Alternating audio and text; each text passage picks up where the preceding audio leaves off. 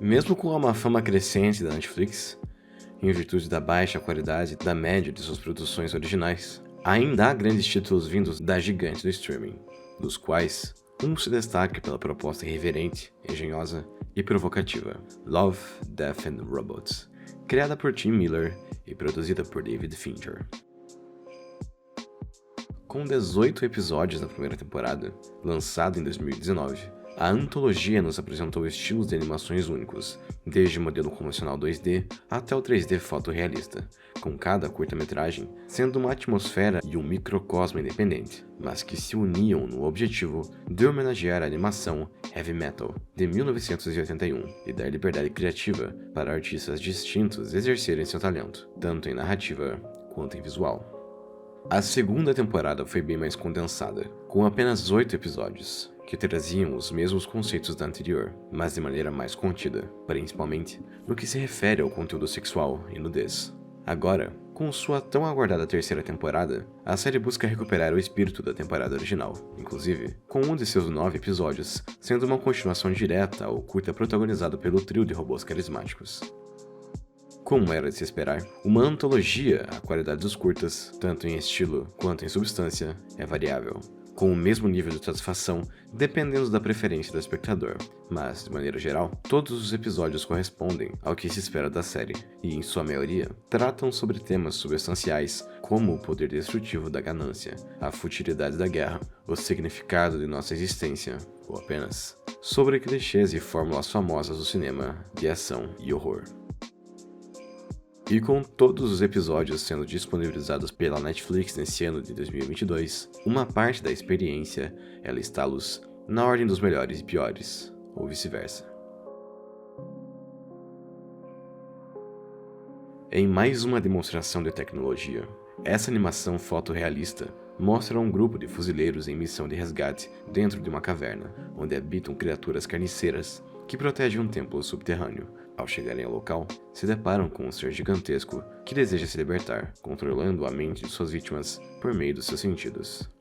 Com claras inspirações nas obras de H.P. Lovecraft, o curta é uma história que ressalta o instinto de sobrevivência humano, que diante de situações extremas, fará o que for preciso para se manter vivo. Tal conceito se manifesta através de criaturas semelhantes a aranhas e da entidade colossal presa no templo, com todos os soldados padecendo na caverna, com exceção da combatente Harper, que após perder seus companheiros e se ver obrigada a matar o seu líder, consegue escapar do local, mas não antes de arrancar seus olhos e orelhas para não sucumbir ao controle da entidade,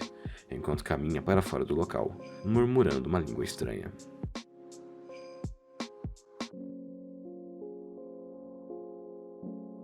Com um estilo de animação tradicional, vemos mais uma história de guerrilheiros tendo que sobreviver a um monstro implacável, mas dessa vez trocando o terror e o suspense por tiroteios, explosões, muito humor negro e todos os clichês e frases de efeitos típicas do cinema de ação brucutu dos anos 80. Enquanto escalam uma montanha onde estranhos assassinatos estão ocorrendo, um grupo de soldados se depara com um urso aprimorado ciberneticamente, que parece ser imune a todo o poder de fogo da equipe. Após encontrarem um único sobrevivente, isolado em uma base fortemente armada, os soldados se preparam para uma última investida contra a criatura. Assim como o curta Sugador de Almas, da primeira temporada, Matança em Grupo foca em uma situação caótica, com militares tendo que enfrentar uma ameaça praticamente invencível, criada por humanos para eliminar outros humanos. A obra aborda, ainda que de maneira tangencial, como a humanidade está fadada à destruição por seus próprios meios, embora a ambição real desse curta seja divertir o público com ação descerebrada, sanguinolenta e humor irônico. Abrindo a terceira temporada, o episódio traz de volta o trio de robôs que, aparentemente, conseguiu escapar do controle dos gatos e continua a vagar pelo planeta, tendo que compreender a mente humana e os motivos que levaram à sua extinção. Sendo até então a única sequência de um episódio da série, 3 robôs novamente aborda de maneira bem humorada como a ganância, egoísmo e até mesmo a estupidez humana levou toda a civilização à ruína, incluindo aqueles que detinham dinheiro e poder, mas que, visando apenas a sua própria sobrevivência, optaram por se isolar ao invés de repartir seus recursos. Para coroar essa crítica, ainda temos o encerramento mostrando o mesmo gato do curso anterior tendo sobrevivido a uma viagem para fora do planeta. dando uma alfinetada em bilionários que desejam explorar o espaço em busca de novos locais habitáveis, ao invés de usarem seus recursos para cuidarem do seu próprio lar.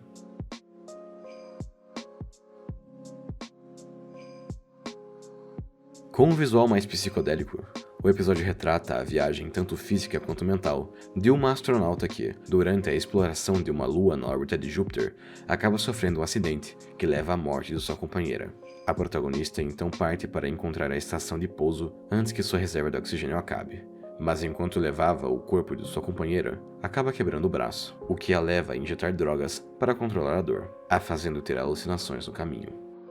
Ao mesmo tempo em que vemos mais uma trama de sobrevivência na série, os realizadores nos convidam em uma viagem de formas e cores muito belas e poéticas, em meio àquela ambientação desértica e sem vida, que leva a protagonista e o público a refletir sobre como a morte, por mais indesejável que seja, é só mais outro caminho que devemos percorrer, e que diante de sua inevitabilidade, o que nos resta é aproveitar o que está ao nosso redor.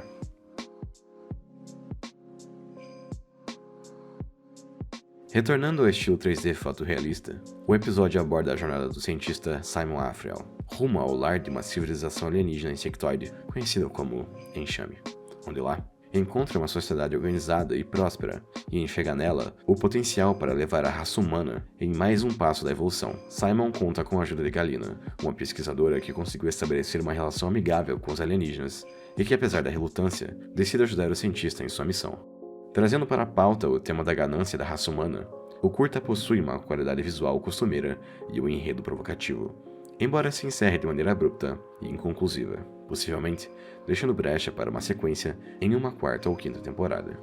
Ainda assim, o episódio se encerra com uma mensagem forte sobre como os humanos são inerentemente insatisfeitos e arrogantes, usando boas intenções para camuflar a sua natureza real, capaz de sugar e corroer o perfeito equilíbrio de outros seres vivos. Com um contexto voltado para a colonização de Porto Rico, o curta é um dos mais provocativos da temporada, tanto em seu estilo visual único, quanto em sua pesarosa e peculiar narrativa. Uma sereia coberta de ouro usa seu canto para atrair colonizadores espanhóis à sua própria morte, com exceção de um deles, Jibaro, um cavaleiro surdo. Esse fato acaba atraindo a atenção da mulher, que se sente atraída por ele, apenas para ser traída pelo cavaleiro, que desejava apenas o seu ouro, e literalmente a deixa despida e atirada ao mar. O sangue derramado por colonizadores, recursos de uma civilização usurpados pela outra, a ganância incessável do ser humano e até mesmo a ideia de relações abusivas, compõem um dos melhores episódios da temporada, que além do visual peculiar, ainda conta com uma montagem de som e trilha sonora que causam desconforto, no bom sentido, e nos levando a refletir sobre o que estamos fazendo com a natureza e com nossos semelhantes, desde os tempos remotos.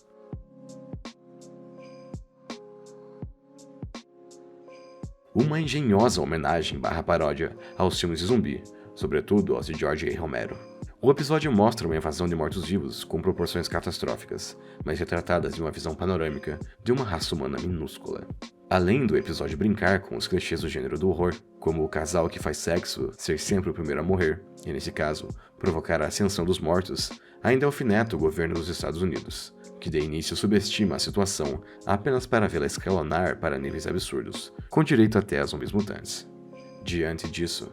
ainda temos atos impensáveis dos líderes mundiais, que respondem ao problema que negligenciam com todo o disparo de ogivas nucleares, causando a destruição do planeta. O mais irônico de tudo é que, em seu encerramento, vemos o quão somos pequenos, não apenas de maneira metafórica, pelo retrato minúsculo dos seres humanos e de suas atitudes estúpidas, mas também literal, com o extermínio da raça humana provocado pela própria, sendo uma mera faísca na imensidão do espaço.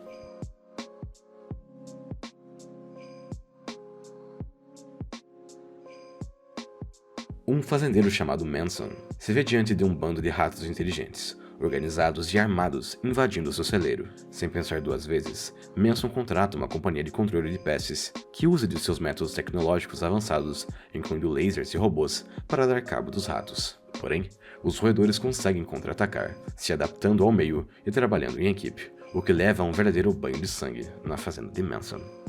Embora aparentemente seja voltado ao humor negro e escatológico aos moldes do curta O Lixão da primeira temporada, os ratos de Manson trazem um debate pertinente a respeito da futilidade de uma guerra, que apenas serve para colocar indivíduos diante da dor e da morte, enquanto esses apresentam mais semelhanças do que divergências.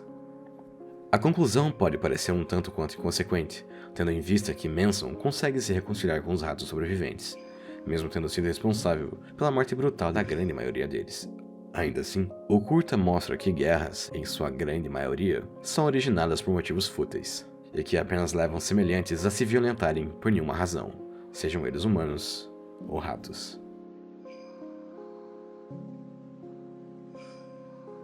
Em uma trama sombria e violenta em alto mar, o curta mostra a tripulação de um navio sendo atacada por uma criatura marinha gigantesca e carnívora, conhecida como Thanapod, que além de devorar boa parte dos tripulantes, se aloja no porão do navio e usa o corpo de uma das vítimas para se comunicar com Thorin, o navegador.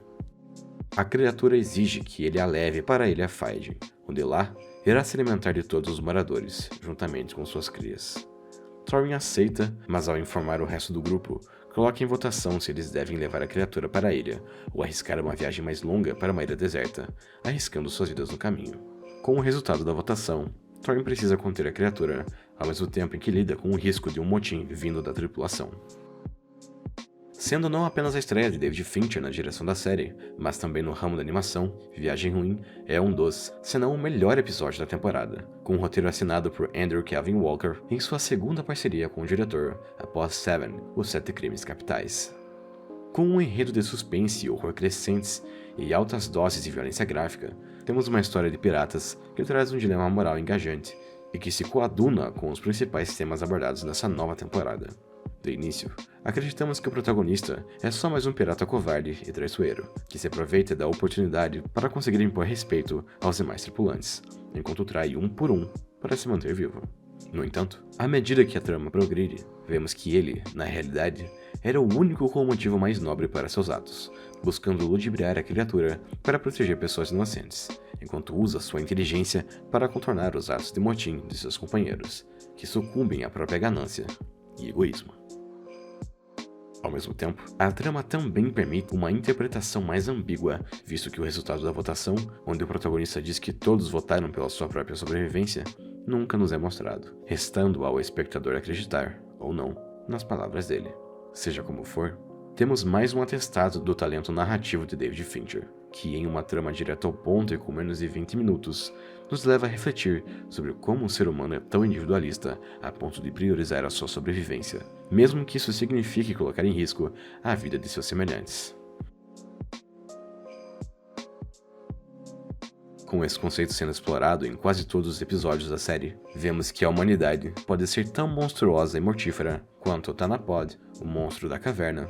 o urso cibernético, o robô exterminador de ratos, ou mesmo o cavaleiro surdo. Diante dessa contestação, a série nos deixa um questionamento pertinente. Nós merecemos continuar vivendo?